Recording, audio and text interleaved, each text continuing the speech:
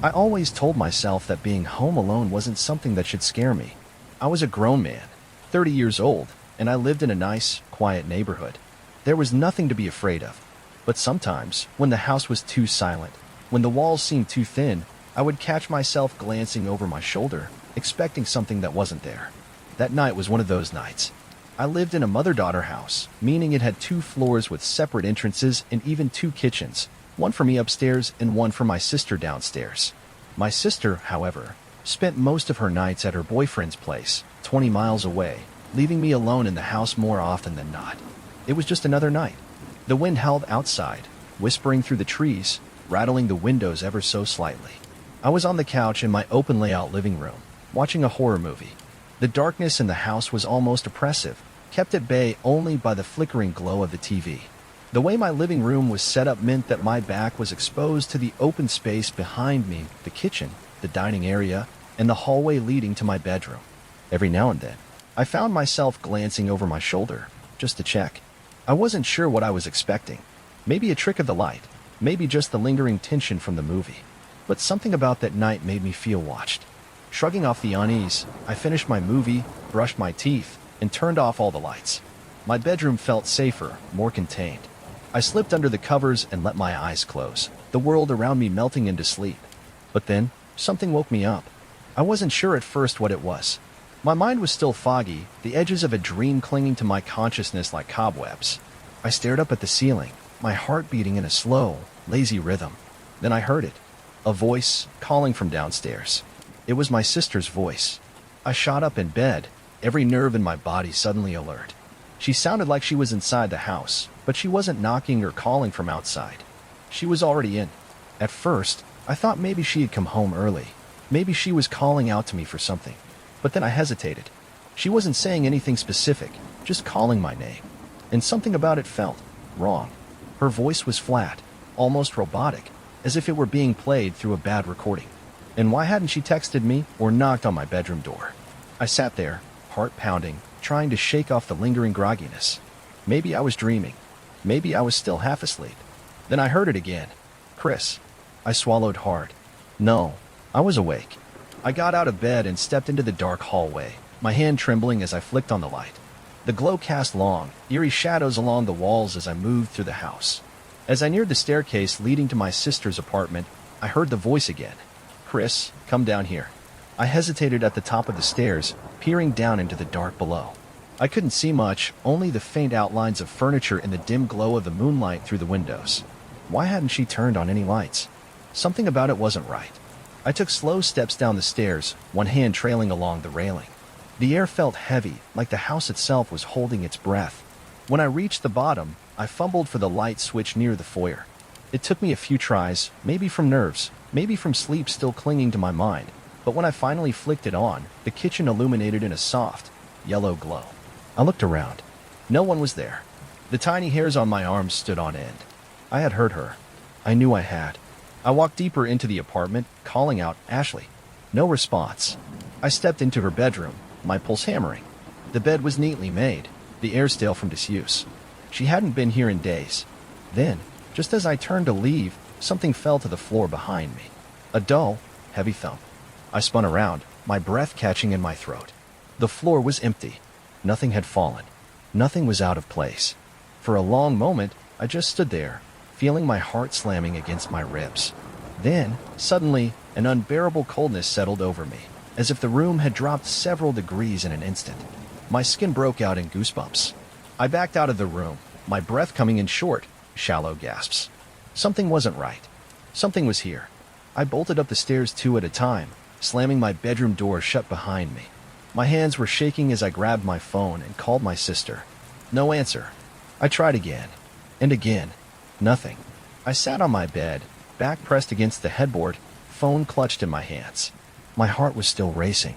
And then I realized, if she hadn't been here, if she hadn't come home, who had been calling my name? I barely slept that night, jumping at every creak, every distant sound. The house felt alive, like something unseen was moving just beyond my vision. The next morning, I finally got a text back from my sister. Ashley, why did you call me at 1 a.m.? I stared at the message, feeling my blood turn to ice. Me? You weren't home last night? Her reply came almost instantly. Ashley, no. I was at Matt's. I haven't been home in 2 days. Why? I didn't answer. I didn't want to explain. Instead, I went back downstairs to her bedroom, drawn to the spot where I had heard the sound.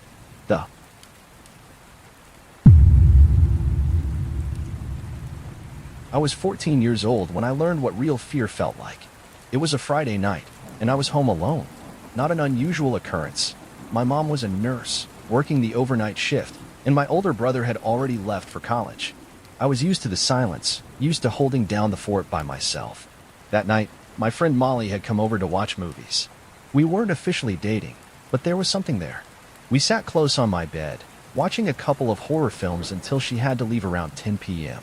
Her parents were strict about her being home before midnight, so she left quickly, giving me a small wave before disappearing down the driveway. And just like that, I was alone again. I wasn't scared at first. I lay in bed with the TV still on, flipping through channels mindlessly. The dull glow of the screen cast flickering shadows against the walls. My bedroom window faced the backyard, which opened up to our wooden deck. Beyond the deck, the yard sloped downward into a dark tree line. I was about to turn off the TV and try to sleep when I heard it. A scraping sound, like wood being dragged against wood. My stomach dropped. I sat up slowly, listening. The noise had come from outside. The deck. I hesitated, then slipped out of bed and tiptoed toward the window. My fingers gripped the edge of the curtain as I peeked out, my breath shallow. There was someone sitting in one of the deck chairs. For a second, my brain refused to process it. I blinked, thinking maybe my tired eyes were playing tricks on me. But no, there was a man sitting on my deck, staring up at my window. At first, I thought it was Molly messing with me. She had just left, after all. Maybe she had circled back to play a prank. I opened the window just a little and called out softly, "Molly." The figure didn't move. A slow, creeping unease crawled up my spine. I leaned closer, squinting against the darkness. The man's face was shadowed, but I could make out the shape of his head, his slouched posture. It wasn't Molly. A jolt of fear shot through me. I pulled away from the window, pressing my back against the wall. My heartbeat pounded in my ears. I grabbed my phone, opening the group chat with my closest friends. My fingers trembled as I typed. "Is anyone messing with me right now? Someone is in my backyard." The replies came quickly. "No, dude, I'm at home." "What are you talking about?" "Bro, call the cops." I didn't want to call the cops. I didn't even know what I would say. There's a guy sitting in my backyard? What if he was just a drunk neighbor who wandered onto the wrong property? But then, I gathered enough courage to peek out the window again, and my stomach dropped. He was still there, still staring up at my window. And then his shoulders started shaking. At first, I thought he was crying. But no, he was laughing. But there was no sound. Just this horrible, silent laughter, like his body was convulsing with amusement. But his lips never parted. His throat never made a sound. A cold, sharp fear stabbed through my chest. I couldn't move, couldn't breathe. Then, a sound broke the silence. A faint whistling. It was coming from him. I wasn't sure if he was actually whistling or if it was just the sound of his breath wheezing through his throat. Either way, it was unnatural, like something trying to mimic laughter but getting it all wrong. I reached out and slammed the window shut, locking it. Then I killed the lights in my room and backed away, heart hammering so hard I thought it would burst out of my chest. I climbed onto my bed and curled up against the wall, hugging my knees to my chest, trying to disappear. I didn't even want to turn my phone screen on, afraid the glow would give away my position. The house felt too quiet. The only sound was the wind outside. I don't know how long I sat there, waiting. 5 minutes? 10? An eternity? Finally, I forced myself to crawl back to the window. I lifted the curtain, just a sliver, and my soul nearly left my body. He was still there, still staring, still shaking with laughter. What did he want? I finally gathered the courage to open the window just an inch and say, "What do you want?" He stopped shaking. For a moment, he was completely still. Then, in the softest, most chilling whisper, he said, "I see you." A flash of movement, he jumped from the chair and bolted toward the house. I didn't think, I just ran. I threw myself out of my bedroom and down the hallway, my bare feet pounding against the wooden floor. Then I heard it, the back door handle rattling. He was trying to get inside. I sprinted downstairs, grabbed the house phone, and finally dialed 911. My hand shaking so badly I almost dropped the receiver. 911. What's your emergency? I stammered out. There's a man outside my house. He's trying to get in. The dispatcher tried to calm me down, but my brain was on fire. I heard the back door shudder as he pushed against it. Then silence. I waited, breath held. Then, the front doorknob started to rattle. He was trying every entrance. "Stay on the line. Officers are on their way," the dispatcher said. I pressed myself into the corner of the living room, heart pounding so hard I thought I would pass out. And then, silence. I didn't hear him anymore. Minutes crawled by. Then, finally, flashing red and blue lights flooded through the windows. By the time the police arrived, the man was gone. The only proof that he had been there was the chair he had dragged across the deck, the only thing he had moved. They searched the area, but found nothing. "Probably just a drunk or some guy messing with you," one officer said. But I knew better. I knew that whatever he wasn't just messing with me. He had been watching me, and I still don't know what would have happened if the cops hadn't shown up when they did.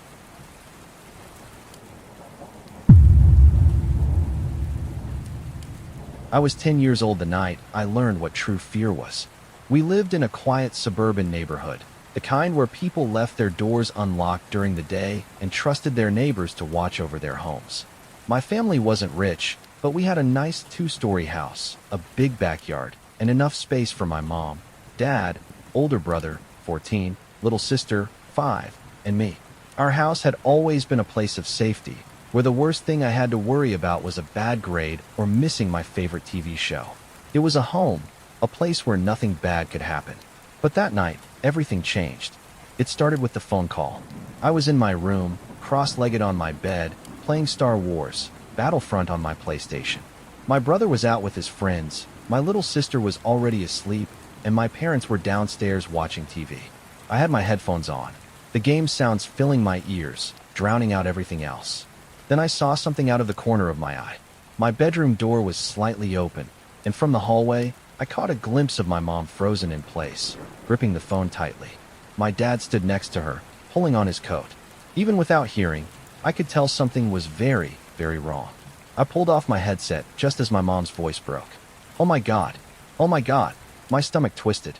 I ran to the top of the stairs, gripping the railing. "What happened?" I asked, my voice small. My dad looked up, his jaw tight. "Your brother was hit by a car." For a second, I couldn't process the words. It felt like the air had been sucked out of the room. "Is he okay?" I managed to choke out. "He's at the hospital," my dad said quickly. "Broken leg. He's stable, but we need to go now." My mom ran up the stairs to wake my little sister, scooping her into her arms. My dad turned back to me, already halfway to the door. "Are you okay staying home alone?" I wasn't, but I didn't want to seem weak. I swallowed the lump in my throat and nodded. "Yeah," I said. "I'll be fine." They left in a rush, their tail lights disappearing into the night. And just like that, I was alone. The house was too quiet. I turned off my game and climbed into bed, pulling the blankets up to my chin. My mind kept racing with images of my brother in a hospital bed. The thought made me sick. I told myself I'd just close my eyes for a little while. Just rest. Then I heard the front door open. I sat up in bed, my pulse hammering. I strained to listen. At first, I thought maybe my parents had come back. Maybe my mom forgot her purse or my dad left his wallet behind. But something felt off. They weren't calling my name. They weren't talking. The house was dead silent. Then I heard footsteps. Slow, heavy, and not just one set. There were multiple. I couldn't move. I couldn't breathe. I sat there, paralyzed, as the footsteps moved through the house. They weren't rushing like burglars. They weren't whispering like people trying to avoid waking someone up. They were moving carefully, like they were listening, like they were searching. I knew I had seconds.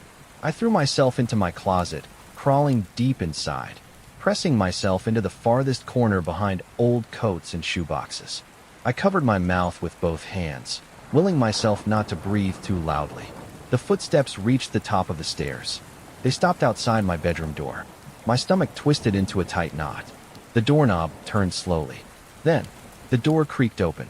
I could hear them moving inside. Someone rustled my blankets, checking the bed. Then I heard footsteps approaching the closet. I clenched my fists, squeezing my eyes shut. The closet door swung open. I could feel them standing there. Their breathing was deep, slow. A full minute passed, and I thought I was going to die right there. Then, the door closed again. I stayed perfectly still, even as I heard them leave my room and move down the hallway. I heard them rummaging through drawers, opening and closing cabinets. I couldn't tell if they were looking for valuables or for me. I sat in that closet, shaking so hard my teeth chattered. I don't know how long I waited. Then, after what felt like forever, I heard the front door open again. And then, silence. I counted to 1,000 before I moved. When I finally crawled out of the closet, my legs were completely numb. I tiptoed toward the hallway, heart pounding. And then I saw it. The front door was wide open. The living room was a mess. Drawers pulled out, couch cushions tossed to the floor. My dad's laptop was gone, along with my mom's jewelry box. But the thing that sent ice through my veins. The closet door in my little sister's room was open, too. Had they checked there as well? Had they been looking for someone to take? Then I noticed something even worse. A single, muddy footprint on the floor, leading away from her closet. The kind of footprint left by someone who had been standing there for a long time. I don't remember calling my parents. I don't remember much after that, only that when they got home, my mom held me so tight I could barely breathe. The police arrived, took a report, but the intruders were long gone. The cops told us it was just a burglary, but I knew better. I knew that when that closet door opened, there had been a moment. A long, silent moment, where I felt them looking at me, and to this day, I still wonder. Did they see me? And if they did, why did they decide to let me live?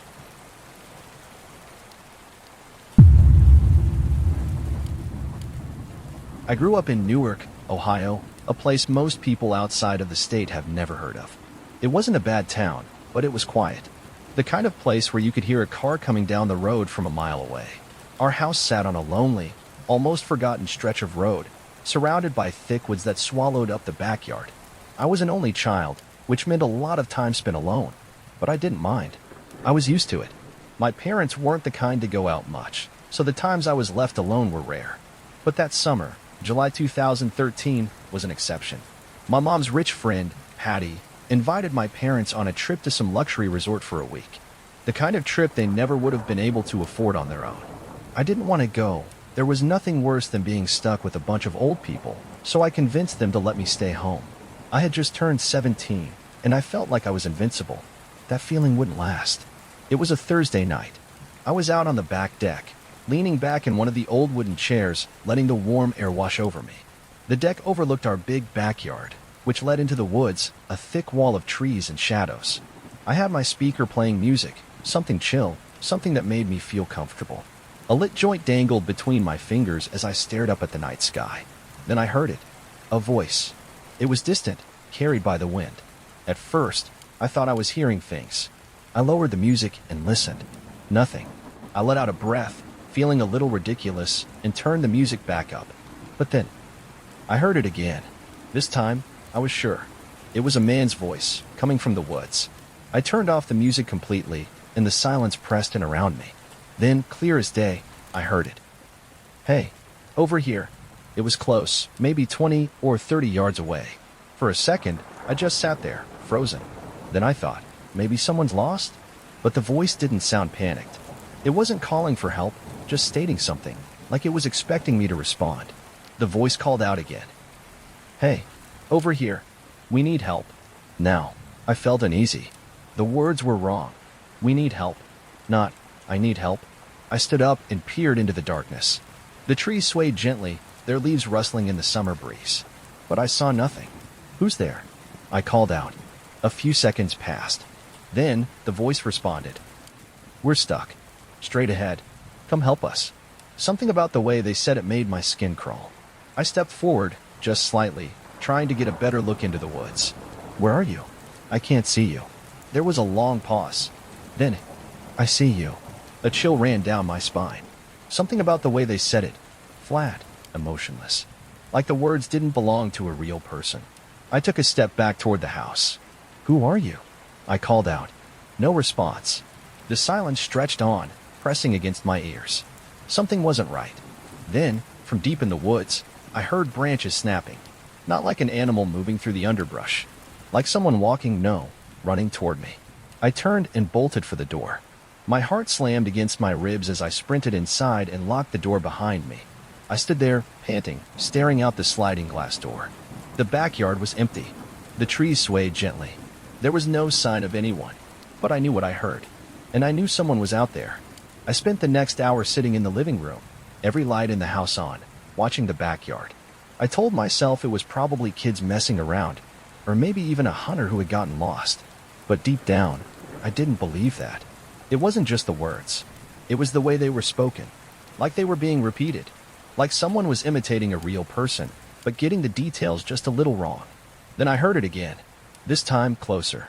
"I see you." The voice wasn't coming from the woods anymore. It was coming from the backyard. I shot up from the couch, my stomach twisting into knots. I ran to the window and pulled the blinds back just an inch. There, standing at the edge of the swimming pool, was a man. I could barely make him out in the darkness, but he was facing the house, watching. I could feel his eyes on me, even though I couldn't see them. I clenched my fists, my breath coming in quick gasps. "Who the hell are you?" I shouted. He didn't answer. He didn't move. Then, his shoulders started shaking. At first, I thought he was crying. Then I realized. He was laughing, but there was no sound. Just the sickening motion of his body convulsing, like something was wrong with him. Then, suddenly, he sprinted toward the back door. I barely had time to react before he slammed into it, rattling the glass. I jumped back, my heart slamming against my ribs. "Get the hell away!" I screamed. He pressed his face to the glass, his breath fogging up the door. For the first time, I saw his eyes. They were too wide, too unblinking.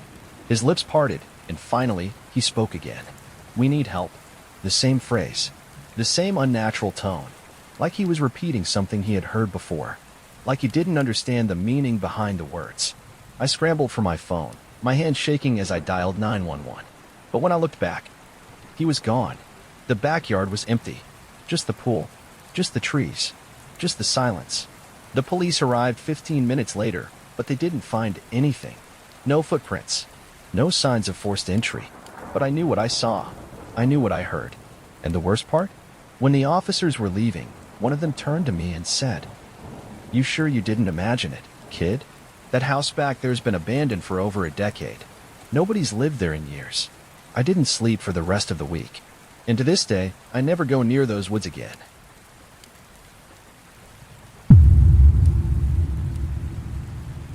I was 23 years old when I first saw her. It was a normal evening, nothing strange about it at all. The sun was starting to dip behind the trees, casting long, golden shadows across the neighborhood. I was outside in the driveway, shooting hoops by myself, letting the ball bounce lazily as I worked on my shot. It was quiet. Just the rhythmic sound of the ball hitting the pavement, the occasional distant bark of a neighbor's dog. The kind of peaceful silence I had gotten used to. And then, I felt it. That weird, unexplainable sensation. The one that makes the hairs on the back of your neck stand up. Like someone was watching me. I turned my head toward the house, feeling that deep, twisting pull of instinctive dread before I even knew what I was looking for. And that's when I saw her. She was standing at the upstairs window, inside my house. The guest room window. The one that barely ever got used. She was pale, almost sickly looking, with long, dark hair hanging over her face. And she was staring directly at me. My body locked up. My breath caught in my throat. She didn't move, didn't shift, didn't blink. Just stood there, watching me. I took a slow step back. My fingers loosened around the basketball, letting it roll away into the grass. The woman at the window suddenly stepped backward into the shadows and vanished.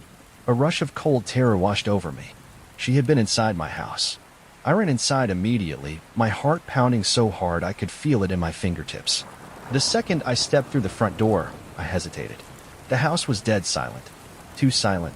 I forced myself forward, checking every single room, calling out even though I knew I wouldn't get a response. I saved the guest room for last. When I reached it, I hesitated at the doorway before slowly pushing the door open. The room was exactly the same as always, undisturbed, with a thin layer of dust on the furniture. The closet door was half open, but there was nothing inside but old coats and boxes. And yet, I knew somehow she was still here. That night, I couldn't sleep. I locked my bedroom door, shoved a chair under the handle, and lay in bed, listening to every creak, every sound. Every time the house settled, my stomach twisted into knots. I told myself I had imagined it, that it was a trick of the light, maybe a weird reflection. I almost convinced myself, until I heard the footsteps. Soft, careful, moving outside my bedroom door. I held my breath, squeezing my eyes shut. A shadow moved beneath the gap of my door. Then, the doorknob twitched, just slightly. Someone was standing outside my room, waiting. I stayed awake all night, listening. By morning, it was like nothing had happened. The house was still normal. I told myself I had dreamed it all, but I still checked every single door and window. They were all locked. No signs of forced entry. No proof that anyone had been there at all. But I knew, and that night, I knew something else. She wasn't gone. She was hiding somewhere inside the house. The next few days passed in a blur. I tried to ignore the unease crawling under my skin. I told myself again and again that there was no one there. But I felt it. That deep, primal feeling. The watching. The worst part was that it wasn't constant. Some nights were perfectly normal. Other nights, I'd hear the faintest whisper of movement in the hallway. Then, on the fifth night, I heard the closet door creak open. At first, I thought I had imagined it. But the noise was unmistakable, the slow, deliberate drag of wood against the floor. And then I heard something worse. Breathing. Shallow. Uneven. Right next to my bed. I didn't move. I didn't breathe. I just lay there, my whole body locked up, pretending to be asleep. The breathing grew closer. And then, in the darkness, a voice. "I see you." The voice was soft, raspy, like someone who hadn't spoken in years. I felt my chest tighten. I knew if I opened my eyes, I would see her standing over me. I don't know how I found the strength, but I shot up, grabbing the baseball bat beside my bed and swinging. I hit nothing. The room was empty. I lunged for the light switch, flicking it on. My breath came in ragged gasps as I turned in circles, expecting to see her somewhere in the room. But she wasn't there. The only thing out of place was my closet door, which was now wide open. By the time the police arrived, I had already gone through the house 3 times, trying to find any sign of her. They found something I had missed. In the guest room closet, the air vent had been tampered with. The grate was loose, pried open. It was big enough for a person to crawl through.